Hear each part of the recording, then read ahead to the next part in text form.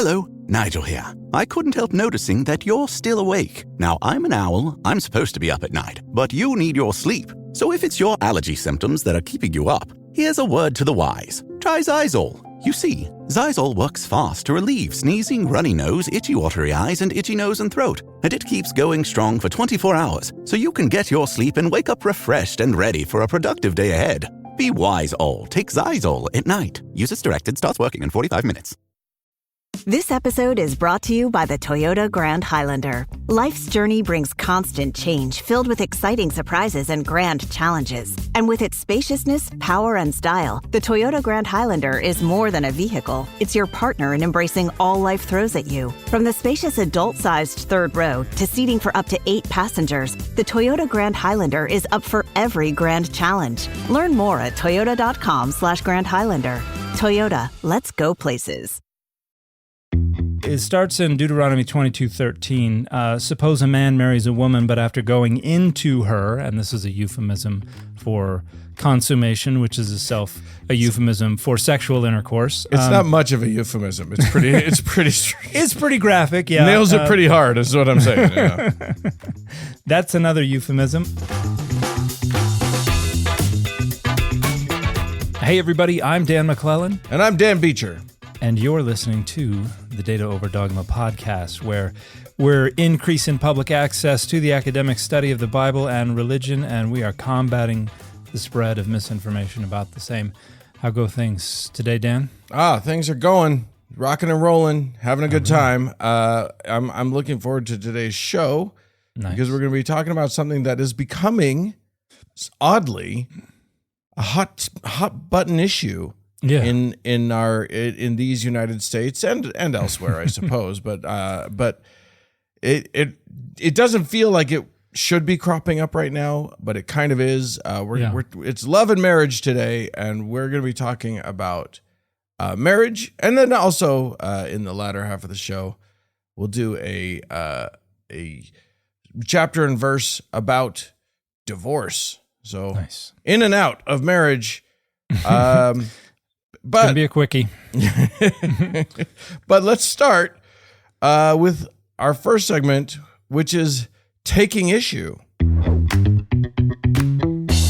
And today, Dan, we're taking issue with biblical marriage. Well, I understand that I have a biblical marriage. Don't you have a biblical marriage, Dan? I mean, I know my lady wife in the biblical sense. Is that what you're talking about? She is known to you. Yeah. Okay, well, the adjective biblical gets slapped on to so many things these days by folks who want to insist there's a right way and a wrong way to go about everything. And so there's a lot of talk of biblical marriage. And in short, you don't want a biblical marriage. But there are also many different kinds of biblical marriages, and you don't want any of them. Okay, all right, yeah. We'll get to that. That. One of the things that I did when I was sort of researching this for the show was I remembered that there's this thing that's happening in the U.S. Several states have already adopted this thing, and other states are trying to push for what they're calling covenant marriages. And what this is a different type of like extra special marriage. When you file for your marriage license or whatever, you check the box. Supersize me. Yeah, for covenant marriage. And the idea is that it's a lot harder to get a divorce, and you have to enter into the marriage. You have to have done counseling with a priest or like with some sort of religious person. It's not with a marriage counselor, but that's neither here nor there. But yes, it's got to be someone who's entirely unqualified to say anything at all about marriage, especially if it's a Catholic priest, someone who's not even allowed to participate themselves. I've heard tell that exactly. this is how it goes. And then it's like, you really can't get divorced unless it kind of eliminates the idea of no fault divorce. Yeah. Which I think a lot of very right-wing religious people have been hitting hard, that like divorce is this great tragedy or whatever. And so what we do is we enter into this covenant marriage where It's and they really are trying to make sort of the end goal is to make some form of biblical Christian marriage the legal standard. Yeah. And I think there are a couple of different reasons for this. The end of no-fault divorce is something that I see a lot of Christian nationalists advocating for on social media, which is it's basically men saying, I should be able to be a garbage human being, and my wife should not be allowed to take leave of our relationship. Right. Because, no-fault divorce was implemented precisely to give women access to a little bit more agency within marriages. And marriages for a long time, there has been a significant power asymmetry. And when we get into the biblical stuff, you're going to see that that's even more entrenched in biblical marriage. Yeah. And so this is basically just men saying, I don't like women being able to make decisions for themselves. I should be the one in charge of them. Yeah. And these are the same men who are out there saying every household should have one vote. It should be the man who decides. And, it's fair because his wife is allowed to share her feelings with him before he makes the decision. Right. And he will listen to her about as much as those guys tend to listen to their wives. Yeah, yeah. And so it's just garbage human beings who want their garbageness to be authorized by the state. To be enforced by the state. Enforced by the state, yes, over and against the interests and the agency and the consent. These are the same folks who insist there's no such thing as marital rape. Yeah. Which is also something we will talk about when we get into our discussion a bit. But the Bible kind of backs them up on that. Unfortunately. Yeah, it definitely is a trump card in a lot of ways. If you think the Bible is an authoritative text and you accept the way it is interpreted by the garbage humans that are out there right now, it's an issue. And one thing I find funny about this is they use this word covenant because a lot of people think covenant is just this magical word for that Christians and Bible believers can use because you've got covenant. The word is all over the Bible in particular. It means like more than just promise. It's bigger. It's more important than just. Well, and I think that's the other reason people are trying to do this is because now gay marriage is legal, and so they're like, well, I don't want to be a part of this anymore. I don't want regular marriage. I want extra super special plus marriage, right, so that it is distinguished from gay marriage because I don't want the ickiness. I don't. And I want something that excludes them. I don't want them to have. I want something that is my own that they don't get. Right, right. Because this is about access to power and resources. It's about structuring power. So the garbage humans are on top, and everybody else has to smell their garbageness and be subordinate to it. Well, let's dive into biblical marriage. What is what are we talking about? When does it? I don't know. You probably have a lot to say about it. Well, and I brought up the word covenant because when you look in the Bible, there's a lot about covenants between God and humans, and the concept of covenants that we find in the Bible is actually derived from Neo-Assyrian vassal treaties, and so the people tend to treat a covenant as a mutual agreement between two parties. But what is often glossed over, particularly by folks who want to appropriate the idea from the Bible, is the fact that in the Bible, these are not equal parties. Right. The vassal treaties are treaties that were struck between a sovereign nation and a subjugated nation. It was the one who was bigger and stronger and in charge, basically saying, "Oh, let's draw up a little contract. Wouldn't want anything bad to happen to this lovely little country you got going on over here. So here's what'll happen. You will give us money, and you will send us troops to fight in our wars for us, and then we will protect you from ourselves." Yeah, basically, we will not destroy you. Yeah. And so it's framed as Esarhaddon was a Neo-Assyrian emperor who framed it in terms of covenantal love. You will love me, and then I will, and that's what's being picked up in Deuteronomy. They're basically copying what's going on in the vassal treaties of these Neo-Assyrians.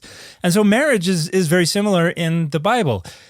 It is not two equal parties entering into a contract. Right. The way the legislation exists, particularly in the Pentateuch, but we find it hinted at in stories and things elsewhere, the contract was between two men, and it was usually the man who wanted a wife and whatever man had rights over the sexual availability and the procreative capacities of the woman. And usually that was her father, but it could be her master. Right. She could be enslaved.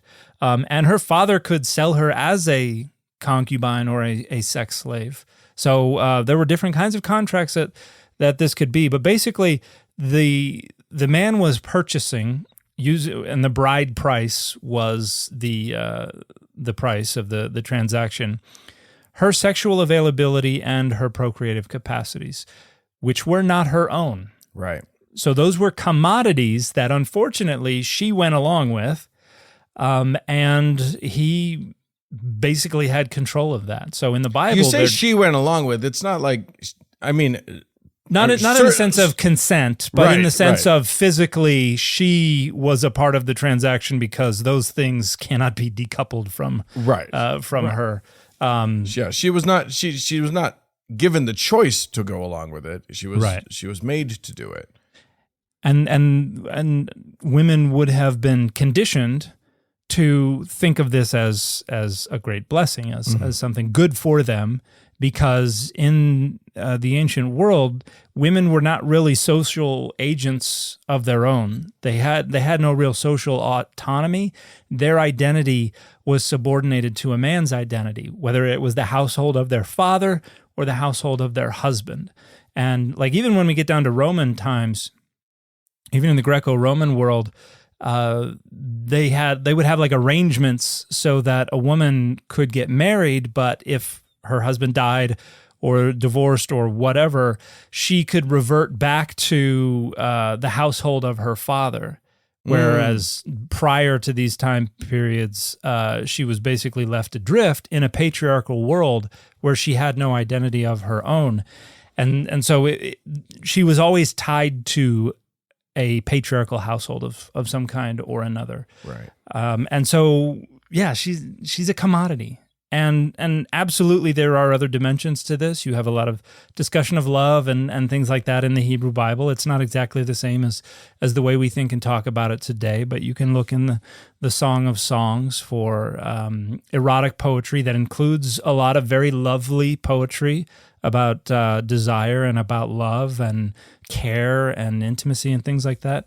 And you see other places, but like with Ruth, for instance, this is not a love story. This is a story about convenience and meeting needs, where Naomi's like, here's how you trick a man into marrying you so you can be a proper Israelite wife. And then Boaz is like, whoa, we don't need to do all this. I will take the high road, and I will go ahead and facilitate this marriage so that you can be a proper Israelite wife, because I've seen the chesed that you have done for your mother-in-law and for the people. And so it's a story of a bunch of people who are going above and beyond what's expected and demanded by the law, not because they have some deep and abiding love for each other, but they're functioning as models of behavior related to social expectations. But I think we've talked about Deuteronomy 22 before. You'll have to remind me. Deuteronomy 22 is some rules about marriage, sex, adultery, and sexual assault. Right. I'm just remembering there was a thing about a virgin who was proven not to be a virgin, was stoned to death, that sort of thing. Is that something like that? Yeah. It starts in Deuteronomy 22:13. Suppose a man marries a woman, but after going into her, and this is a euphemism for consummation, which is a euphemism for sexual intercourse. It's not much of a euphemism. It's pretty it's pretty graphic. Yeah. Nails it pretty hard is what I'm saying. Yeah. That's another euphemism. Yeah. But after going into her, dislikes her and makes up charges against her, slandering her by saying, I married this woman, but when I lay with her, I did not find evidence of her virginity. And this is authors of this part of Deuteronomy who do not have a remedial grasp of female anatomy and how that works. But basically the idea is because she's a commodity, she's expected to be in pristine condition. Yeah. Got to have that new wife smell. New in the box. That's right. And if someone else has already been there, then that is, for lack of a better phrase, tainted goods. And so the contract has been violated, basically. Yeah. But here, the story is that he's made this up. He's looking for an excuse to get rid of her, but even more, to have her killed. And it says, the father of the young woman and her mother shall then submit the evidence of the young woman's virginity to the elders of the city at the gate. Good luck. Enjoy. Have fun with that. Yeah. This is presumed to be sheets right. that indicate there has been a hemorrhaging. Right. Because everyone knows that there's no way for a hymen to be broken other than through the initial coital act. Yes. If the hymen is ever intact enough, integral enough that it is broken and there is any kind of bleeding. Yeah. The father of the young woman shall say to the elders, I gave my daughter in marriage to this man, but he dislikes her, and now he has made up charges against her, saying, I did not find evidence of your daughter's virginity, but here is the evidence of my daughter's virginity. Then they shall spread out the cloth before the elders of the town. Because, you couldn't fake something like that. No, how would you? Impossible. Yeah. The elders of that town shall take the man and punish him. They shall fine him 100 shekels of silver, which they shall give to the young woman's father. Right. Because he has slandered a virgin of Israel. What happens when you slander a virgin? You pay the virgin's father. Right. She shall remain his wife. Oh, goody. Right. There's a lot of moments where it's like, oh, this marriage is going to be fun. This is good for... Yeah, it's definitely keeping her agency and consent in mind. He shall not be permitted to divorce her as long as he lives. And then it goes, but if it happens to be true, they stone her to death. Because she commits... Yeah. There's also this sense that, like... Unlike marriage of today, because, a lot of sort of the Christian nationalist set, the ultra right-wing Christian conservatives of now, try to make it seem like this is the ideal. Like, you should not be allowed to divorce. You shouldn't, and the problem is that marriage is then, as you say, the woman is considered property, which I don't think we think of. I don't think even those people think of women as property anymore. At least they wouldn't say it out loud. Some of them have, but okay. Well, there's that. I guess there is the very extreme set. But the other thing is, so like, this is an economic institution. This is not a love institution. Yeah. Marriage in that environment had nothing to do with how we determine how we see marriage now. It's a totally different institution. Yeah, and the folks who talk about even within my own religious tradition, there's a discussion of the nuclear family, which really is phenomenally modern. Like, it's not even been a century that the nuclear family, as we conceptualize it, has been understood to be the fundamental unit of society. Yeah. And there are many parts around the world today where you go find multi-generational households, and the nuclear family is not the fundamental unit of society. There's an awful lot of ethnocentricity and an awful lot of myopia. A lot of Christian nationalists have the blinders on when it comes to how they understand love and marriage. It's an institute you can't disparage. This I tell you, brother. Brother. Sorry, got into my Hulk Hogan voice. Also an awful example of a family man. Yeah, there you go. That's right. Do you say data or do you say data? Ooh. Here at the Data Over Dogma podcast, we say data. That's the formal position of the podcast. Yes. And for the longest time, we thought paying a fortune on monthly data plans was how everybody did it. That was until we found out about Mint Mobile and their premium wireless plans that start at just $15 a month. And I actually have both of my cell phone age-appropriate daughters on Mint Mobile plans, and it works wonderfully, particularly because I get no service at my daughter's high school, and she gets wonderful service. So I'm very grateful for Mint Mobile's wireless service. I'm sure their teachers love that. Listen, you can say goodbye to overpriced wireless plans, jaw-dropping monthly bills, and unexpected overages. Mint Mobile's going to take care of you. All of their plans come with high-speed data or data, depending on how you like to say it, unlimited talk and text, delivered on the nation's largest 5G network. You just use your own phone with any Mint Mobile plan, bring your phone number along, and all of your existing contacts, and you get to ditch overpriced wireless and get 3 months of premium wireless service from Mint Mobile for $15 a month. No matter how you say it, don't overpay for it. Shop data plans at mintmobile.com/dogma. That's mintmobile.com/dogma. Upfront payment of $45 for 3-month 5GB plan required, equivalent to $15 a month. New customer offer for first 3 months only, then full price plan options available. Taxes and fees extra. See Mint Mobile for details. This episode is brought to you by Principles.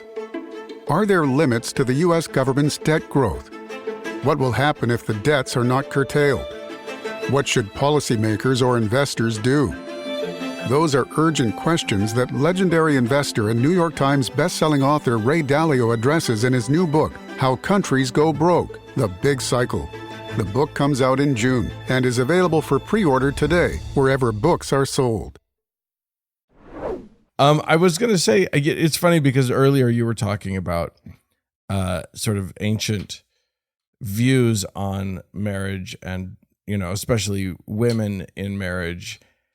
And it like you say, it is a very new idea. Like there are people alive today who were married under similar ideas. Mm-hmm. You know what I mean? Like it wasn't until the 60s that women in the United States could get a loan without their husbands, co-signing on it. It was like, this is the autonomy of a woman is so extremely new. Mm-hmm. It's literally shocking to me. Yeah. I remember the first time I heard that a woman couldn't get a credit card. Yeah. Until this 1970s. Yeah. That that just baffled me. And we are so not far removed from that the folks who are like, oh, we got to make marriage great again by going back to the periods before women had any agency of their own.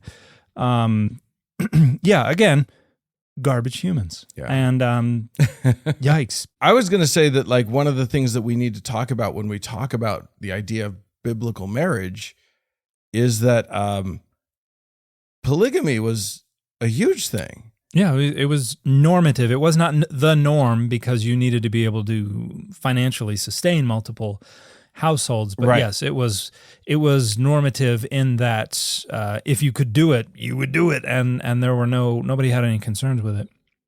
And this raises such an interesting thing about adultery. Adultery was a very unequal requirement because a man could have intercourse with an unmarried woman who was not his wife. That was not adultery. And that's why sex workers were prolific in this time period. And it wasn't. Yeah, I mean, there are multiple. I remember. Oh gosh, who was the character who was it? His daughter-in-law tricked him. Judah. Thank you. Yeah, the guy who was like, "Oh, is that looks an awful lot like my staff?" Yeah. But like she acted as a sex worker. He partook, and at no point in the story is that the bad thing. Yeah. Even though presumably he's a married man. Mm-hmm. So yeah, I think that's a fascinating part of this. Yeah. The sex in the ancient world was not a mutual act that was engaged in by two equal partners. It was something that an active sexual agent did to a passive sexual object whose agency, whose consent was really immaterial. And so as a result, any passive sexual objects who were not already claimed by another man were fair game. And later the idea would develop that the act of sex comprised the act of marriage. So they could just be like, hey, go to the bar, have a few drinks, take somebody home, boom, married. And because that was the sealing of the deal, so to speak. And there was absolutely nothing untoward about that kind of activity, because nothing said, there were no rules that the man was only allowed to have one and only one wife. Right. There is there's also this idea of, you say there's no consent, but there is kind of a consent issue, because if a man rapes a woman and she cries out, there's that whole thing about if she cries out, then that's, then he's done something wrong. But if she doesn't cry out, then she must have been okay with it. But then the remedy, if she does cry out, if he was taking her against her will, is often that he's forced to marry her and pay the bride price to her father. So that's still in Deuteronomy 22. Yeah. And the crying out is actually unrelated to the unmarried woman. The crying out is if it is an engaged woman. So the betrothed woman, yeah. So in between betrothal and marriage, and betrothal could last for like a year or more. Betrothal was basically the man and the father inking the contract, basically. But Right. then there was hammering out the details, etc. Yeah. Entering into the negotiations and everything. And then there could be like a year or more period of betrothal. And at that point, she's, in the eyes of the law, she belongs to her husband, even though it has not been consummated yet.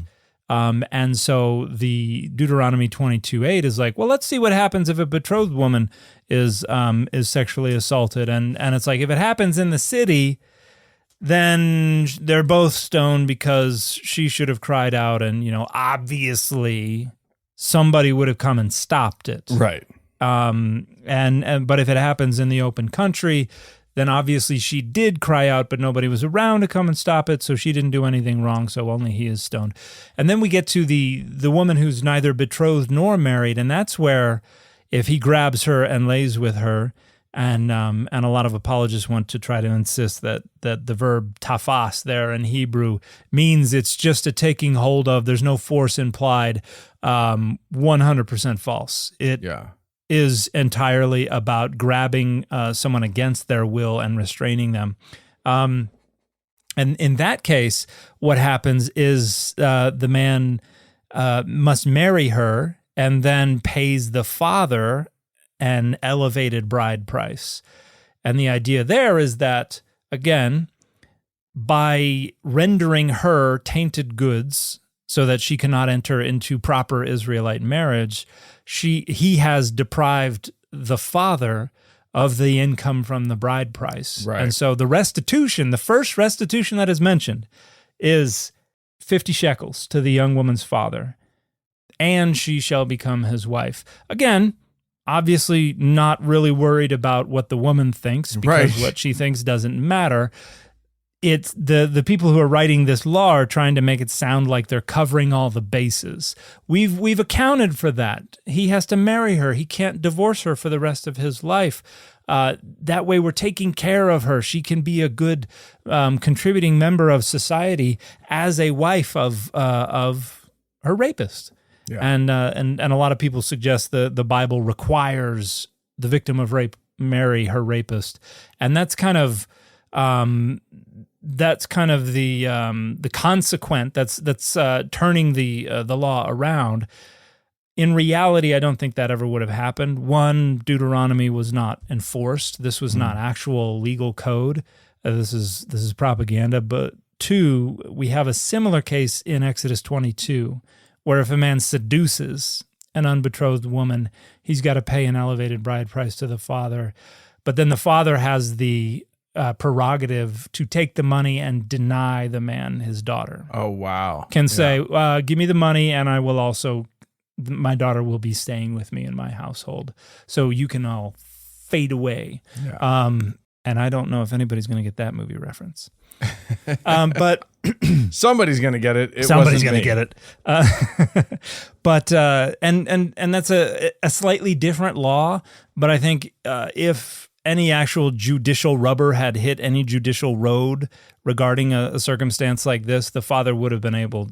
I have no doubt the father would have been able to be like, no, I'll just take the money. Yeah. And yeah, I don't want to see you. And why wouldn't you? Parts. Yeah. Because hopefully the father actually has some care for his daughter. Yeah. It'd be nice. Yeah. I mean, it's, the world doesn't always work out in the best ways. Not always. One of the kinds of marriage that we have already talked about on this show is Leveret marriage, which I don't think anyone is pushing for that to come back that I've heard about yet. No, not really. Because that's one of the things that's actually kind of handcuffing men a little bit. Right. And you want to know, in a lot of Spanish-speaking countries, the slang term for handcuffs is esposas. Oh, wives. Wives. Okay. But this here the idea is that if a man marries a woman and then he dies without having impregnated her, in order to ensure that his line is carried on, and also that the property stays within his family, any brothers that he has or the closest male relative has the obligation to marry that woman and raise children by her in the name of the deceased kin. And so that's something that, and we see from the story of Onan. Onan was like, I'm getting a raw deal here. Yeah, I don't want my kid to be my brother's son. Yeah, so he's this is a quote from some movie. I don't know what it is, but somebody says I denied her my seed. But that's basically what Onan is doing, right? Because Onan is a garbage human being, and God gives him the old forearm shiver, the old heave-ho, into the Sheol, into the realm of the dead, and because it was a requirement that was intended to keep like the society together. But didn't really serve the interests of the individual. And so obviously that one went away. When people got tighter control of how marriage worked, they were like, well, we're not doing that one. And it presupposes polygamy. Because like if I'm required to, so say a brother is there who's not married yet, he's required to marry his dead brother's wife, and all their kids are raised up in the name of the deceased brother, but now he doesn't get to raise children in his own name. So you're really just reproducing the problem, unless polygamy. Right. And then he's got one wife that produces his brother's kids and one wife that produces his own kids. And this is my nephew Trent's kids that I'm raising, and this is my other nephew, and I wonder if to the degree that Leveret marriage was widely practiced, I wonder if families had like the one guy where they were like, he'll take her. He's into this. Let's get Mikey. So, he'll take any wife. Yeah, he's already got 7 of them. He'll take another one. Which would have been, I'm sure that would have been quite the relief valve for some people involved, but except for the wives. The wives were probably like, I heard about Mikey. Yeah. I don't want to belabor, there's a meme that went around that was sort of making fun of the people who talk about biblical marriage, and we have to get back to biblical marriage. And the way that the meme worked was just, it listed all the ways that a biblical marriage exists. And it's like, a man, a woman, and her slave, or whatever, referencing Sarah and Abraham and Hagar. Mm-hmm. And so I don't want to go through all of those, but I think that the main comment, the main thrust of it is what we've been saying, which is just that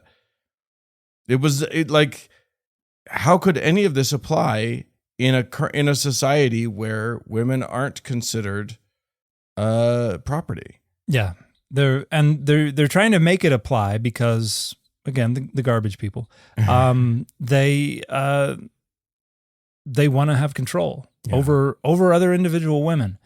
And I think they have to feel like they're doing something right. I mean, certainly there are those of them who know this is garbage human activity, but just want to exploit it anyway. But I have to imagine that some of them, at some level, sincerely think they're actually trying to restore something that's important to God. But yeah, in that time period, marriages were phenomenally unequal, and to try to restore that is to try to revert us back to a society where women are property that are exchanged for money. And that's, as I am wont to say, pure and utter nonsense.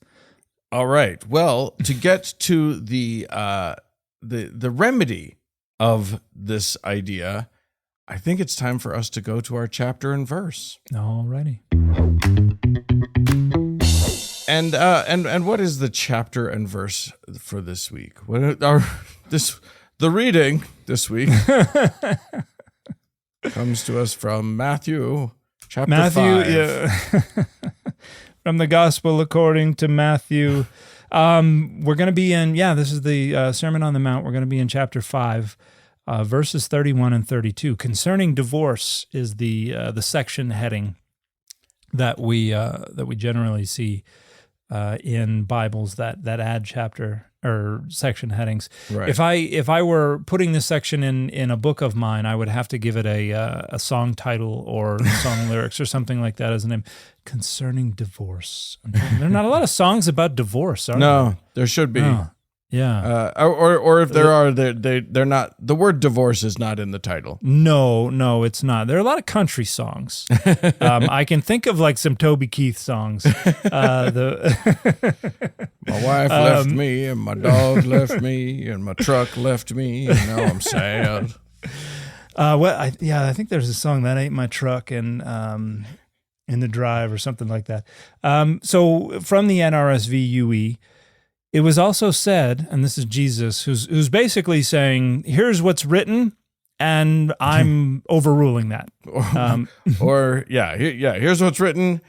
Yeah, in this case, here's what's written, and I raise you. Well, and that's what's going on in the Sermon on the Mount. Yeah. Jesus is, because Jesus says, unless your righteousness exceeds the righteousness of the Pharisees, you will not enter the kingdom of heaven. So a lot of people are thinking Jesus is replacing the law of Moses with the law of the gospel. No, not in Matthew. Matthew is a Judaizer. Matthew is saying, I see your law of Moses, I raise you, don't even think about it. Yeah. And here he says, it was also said, whoever divorces his wife, let him give her a certificate of divorce. But I say to you that anyone who divorces his wife except on the ground of sexual immorality causes her to commit adultery, and whoever marries a divorced woman commits adultery. And so that is bonkers to me. First of all, first, will you walk me through something? Because when I first read this passage, my brain immediately assumed that it knew what sexual immorality was. And then I thought, you know what? This is the Bible. I might not know what that's referring to. I don't think I should just automatically assume that I understand what we mean when we say sexual immorality. And that's a hurdle that you have cleared that probably 95% of Bible believers either struggle with clearing or just refuse to even try to clear. And that's a wonderful point. So the word here should be porneia. Let me just make, yes, porneas, logo porneas, P-E. So porneia refers to sexual immorality is a fine translation. The word is most closely related for the term for a sex worker. And so they're the two central kinds of sexual indiscretions that were associated with porneia in this time period would have been sex work and adultery. Now, we talked just a minute ago about how sex workers were prolific in ancient West Asia in the the first half, probably most of the second half of the first millennium BCE. They're a little more stigmatized in this period. They're not quite as prolific. Polygamy is not outlawed within Judaism, but it's kind of, most folks are like, we don't really do that much anymore. So that's kind of, that's not really going on. But so adultery, sex work, and then anything else that was considered sexually immoral by whatever group is using the term.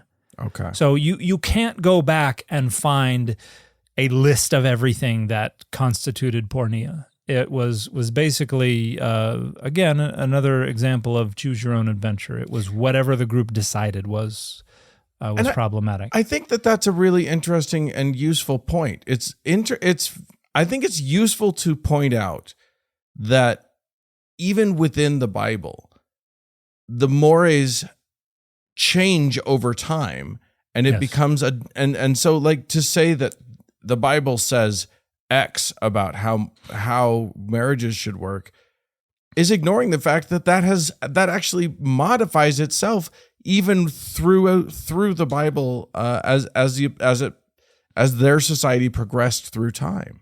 Yeah, and when you look in the Bible, you brought up polygamy earlier. If you just go by the numbers, it's 1,000 to 0. There's no part of the New Testament that prohibits or even badmouths polygamy. Right. And there are a bunch of passages that treat it as normative, that presuppose its normativity. Right. And yet Christians will be like, oh, no, I can't do polygamy. That's against the rules. It's that's not a biblical principle. Right. I mean, at best, you've got a passage in the pastoral epistles that says an overseer will be the husband of one wife, which could mean monogamy. If you want to be an overseer, then you have to adopt this higher law. Or it could just mean they didn't get remarried after divorce or after the death of a spouse or something like that. So there's even that, which is the best they have, is not crystal clear. So yeah, it's not univocal.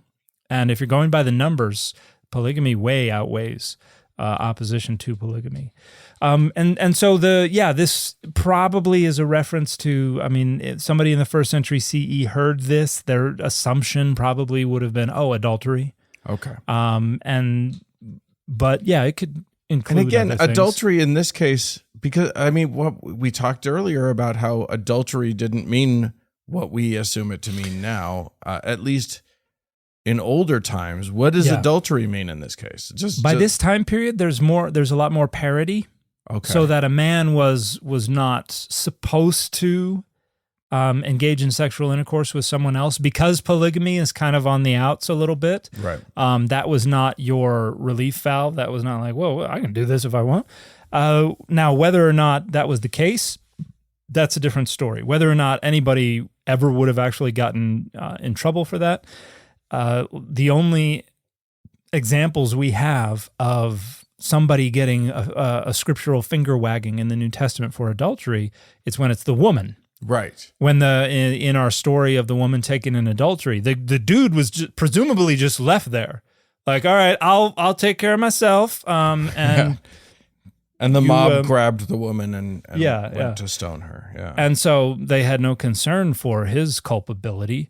But also, this was a time period when slavery was also normative. And whatever someone's position would have been about a man having sexual intercourse with an unmarried, unbetrothed, free woman, their concern would have not even been a fraction of that concern if he was engaging in intercourse with an enslaved person. Right. One of his own slaves. That would have been like, they would have been like, not my business, not my business.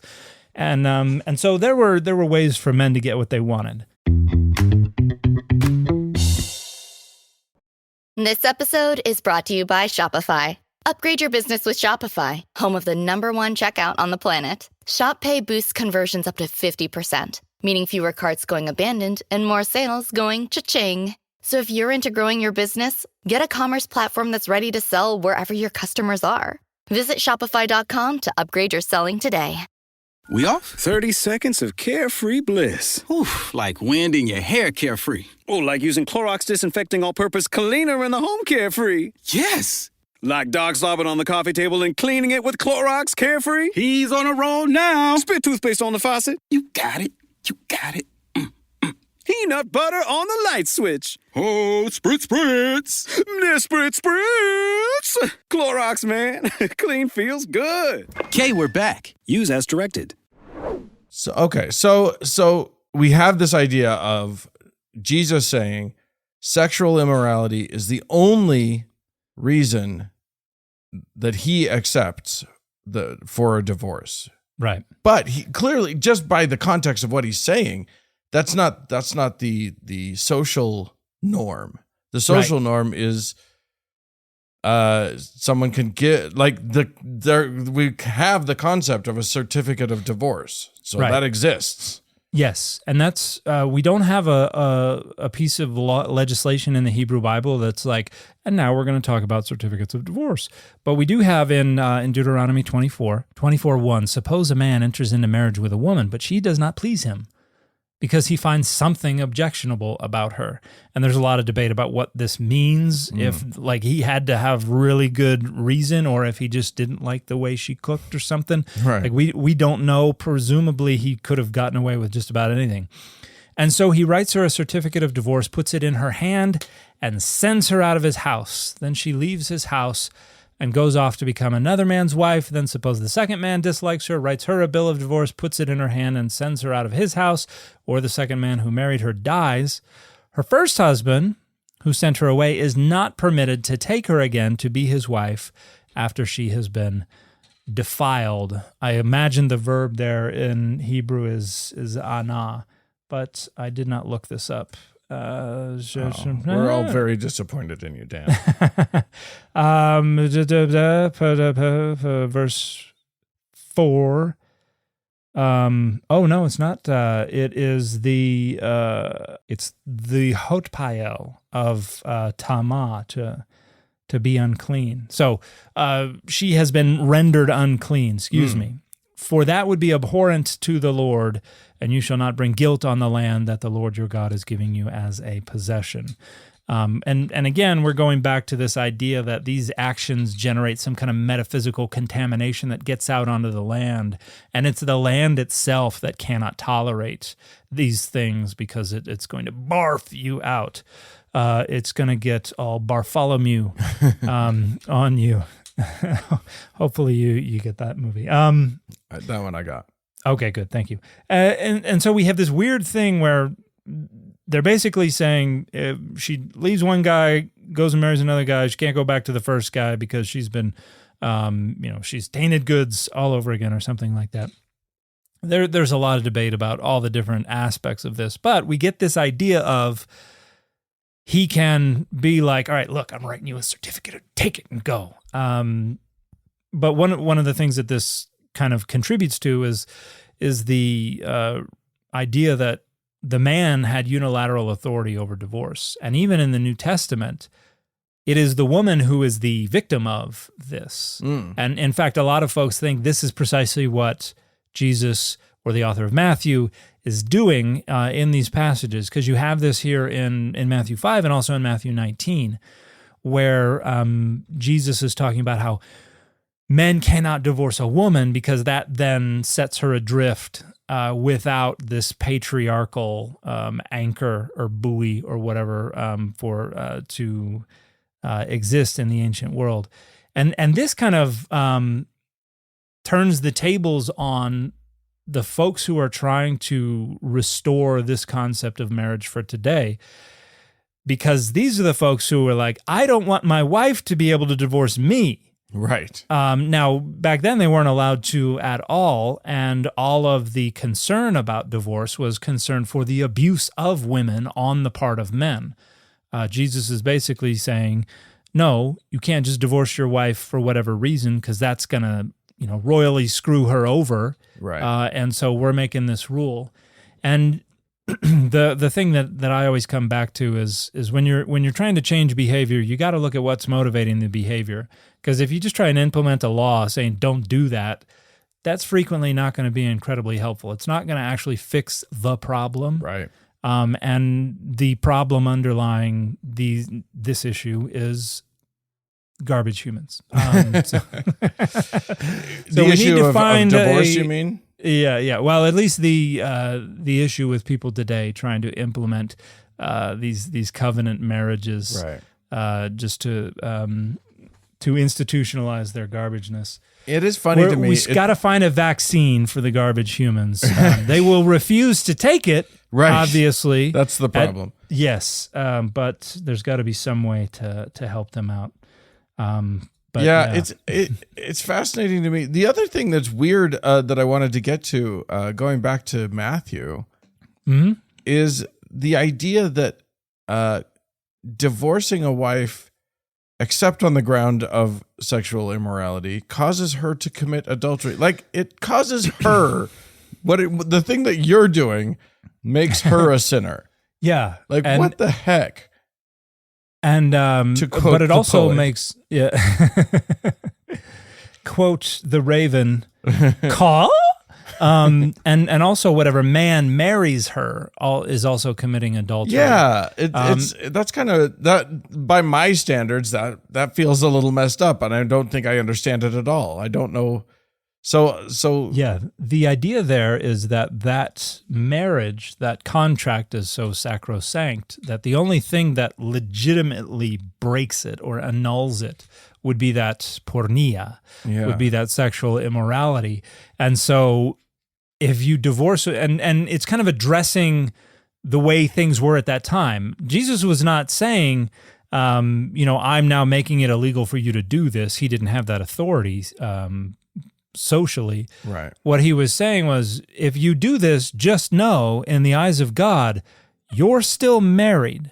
Yeah. God has not annulled that relationship. And therefore, if she goes off and goes and marries somebody else, she's getting married for a second time. She's committing adultery. If anyone marries her, they're marrying somebody who's already married. They're committing adultery. And additionally, the implication is that the man himself, if he went off and tried to marry someone else, would also be committing adultery, even though that's not explicit.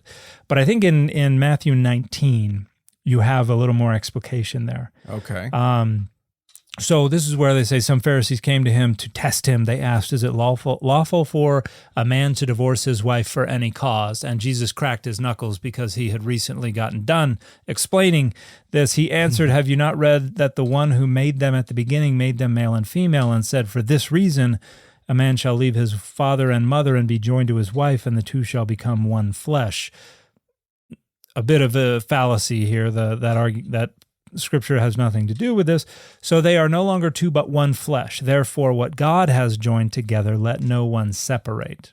In other words, the marriage that link is something that God has created. Right. And you don't have the authority to annul it. They said to him, why then did Moses command us to give a certificate of dismissal and divorce her? And so they're basically saying, hey, the Scriptures say that we can do this. Yeah. And Jesus is And Jesus appeals to a rationalization that a lot of apologists appeal to. It was the time. They were products of their time. He says, it was because you were so hard-hearted that Moses allowed you to divorce your wives, but from the beginning it was not so. And I say to you, whoever divorces his wife except for sexual immorality and marries another, so here we have the dude doing the divorcing is shackled to this as well. And marries another commits adultery, and he who marries a divorced woman commits adultery. So in Matthew 19, both of the adulterers are the men involved. The disciples said to him, if such is the case of a man with his wife, it is better not to marry. And then that's when he goes, get ready to live, because you got to be a eunuch. The real ones are going to make themselves eunuchs for the sake of the kingdom of heaven. Let anyone accept this who can. And they all go, okay. Right. Not me. I'm not the one. No, thank you. I don't want that. Yeah.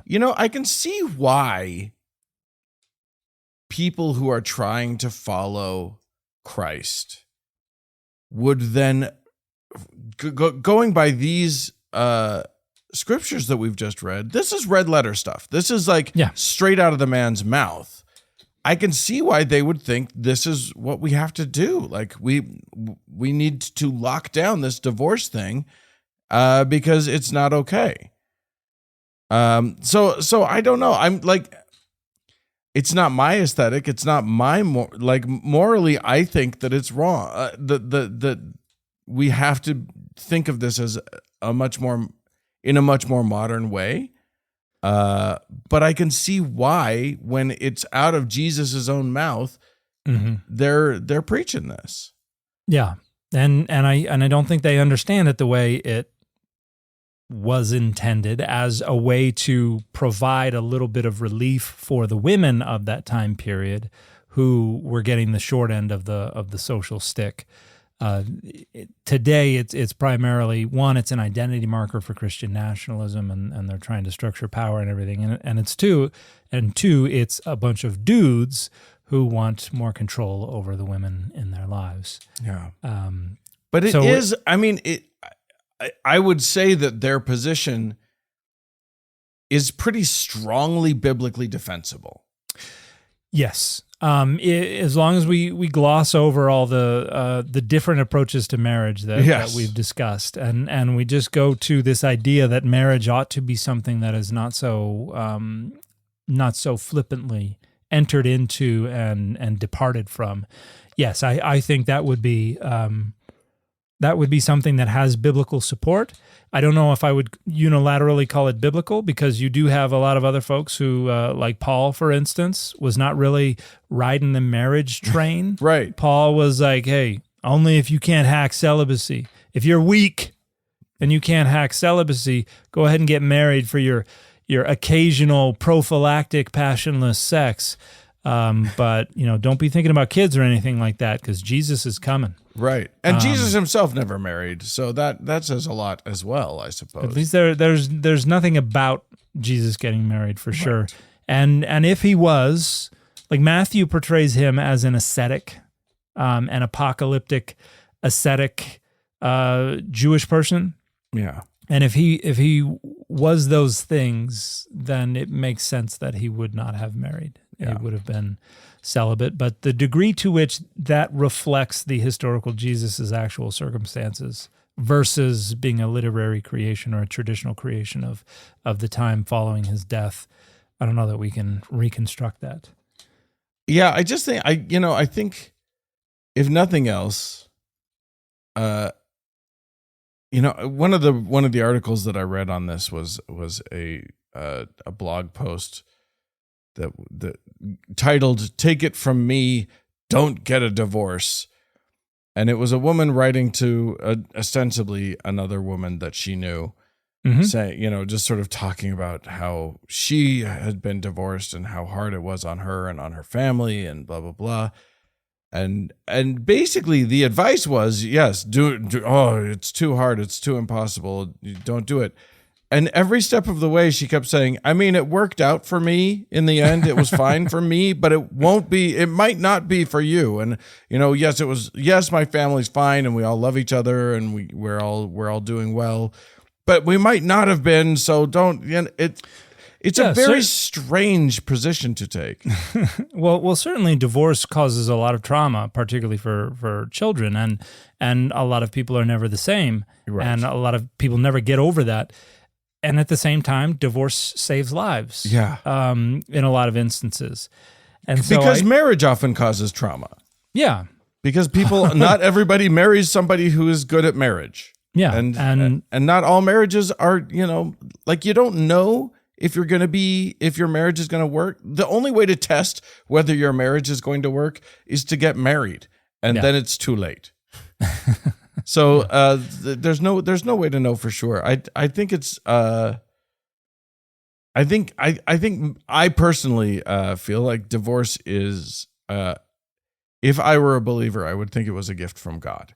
Because there's so many people for whom it is the savior of their lives. It literally makes their lives tolerable again.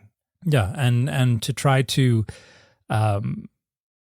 compel people or try to make it seem like you're not a real Christian, or you're not really married, or you're not a real American unless you enter into this double super secret covenant marriage, right. Like that.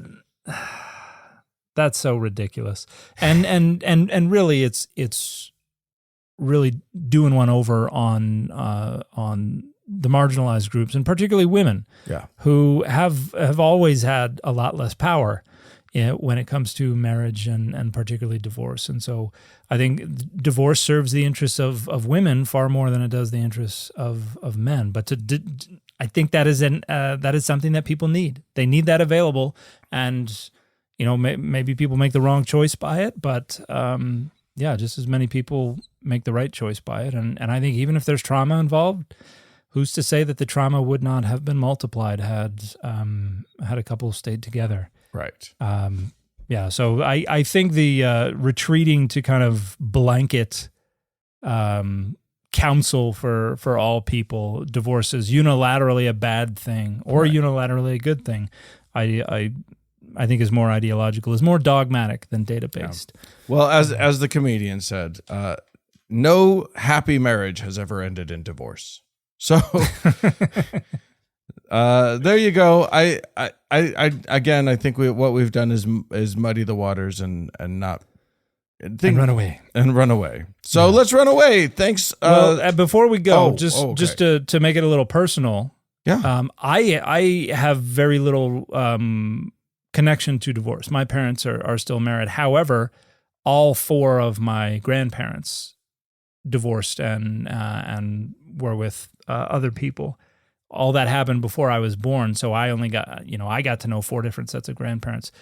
Have you had any interactions with divorce? My parents divorced when I was in my late teens, and I've been divorced. So yes, okay. I've been touched by it in many different ways. Okay, so some of us are 50% of us at least are speaking from direct experience. Yes, indeed. Okay, I just wanted to just in case anybody was wondering if any of us had any leg to stand on. Yeah. In that regard. Absolutely. Well, and sorry to out you if that was not something that. No, I mean I think you felt okay doing that because you know that I'm kind of an open book about these sorts of things. But yeah, I mean I had a previous marriage. My wife was part of a previous marriage, so I guess I'm causing her to commit adultery. I just realized that. According to Jesus, that's a little. It's quite a pyramid scheme. Yeah, it is. It is. There's a whole bunch of adultery happening apparently. Yeah. But yeah, I mean, for both of us, and for and I think I won't speak for our former partners, but for both of us, divorce was absolutely the right thing and a very positive step. Even though we both continued to love our partners. Mm-hmm. Like it wasn't that, but it was, my wife is her ex is one of her best friends. She loves him.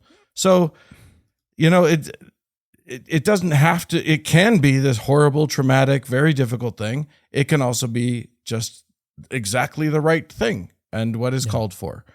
Yeah. I don't think that any one, as you say, I don't think that any one rule can encompass what this thing is. So there you go. There you go. And there you guys go. We'll leave it at that. Thanks so much to all of you. If you would like to become a part of helping to make the show go, and you would like to be a friend of us and get early and ad-free versions of every episode, and then at a certain level get the after party, which is bonus content every week, you can go to patreon.com/Data Over Dogma, where you can sign up to be one of our patrons. If you need to reach us about anything, it's contact@dataoverdogmapod.com, and we'll talk to you again next week. Bye, everybody. Data Over Dogma is a member of the Airwave Media Network. It is a production of Data Over Dogma Media, LLC, copyright 2025, all rights reserved. Spend less time staying in the know about all things gaming and more time actually watching and playing what you want with the IGN Daily Update podcast. All you need is a few minutes to hear the latest from IGN on the world of video games, movies, and television with news, previews, and reviews. So listen and subscribe to the IGN Daily Update wherever you get your podcasts. That's the IGN Daily Update wherever you get your podcasts. Past, Present, Future is the History of Ideas podcast with me, David Runciman, exploring ideas from politics to philosophy, from science to fiction, where they come from, what they mean, why they matter. We have series on the great political fictions, the great historical what-ifs, the history of bad ideas, and much more. How ideas change and explain our world. Twice a week, every week, wherever you get your podcasts. Past, Present, Future. Hello everyone, Stakuyi here. And I'm Gabby. And we are the hosts of History of Everything, a podcast which you can probably guess by the name is, well, I mean, it's about everything. Do you want to know why people thought potatoes were evil and would give you syphilis? Are you curious about all the stories of the terrible and stupid ways that people have kicked the bucket over the years? Do you want to hear tales about all of the different badasses of history and the lives that they had brought to life? Well, if so, then look no further. History of Everything is just the right podcast for you. It's available on Spotify, Pandora, and anywhere else that you get your podcast from. Join us for some fun and just see how weird and wacky history can be.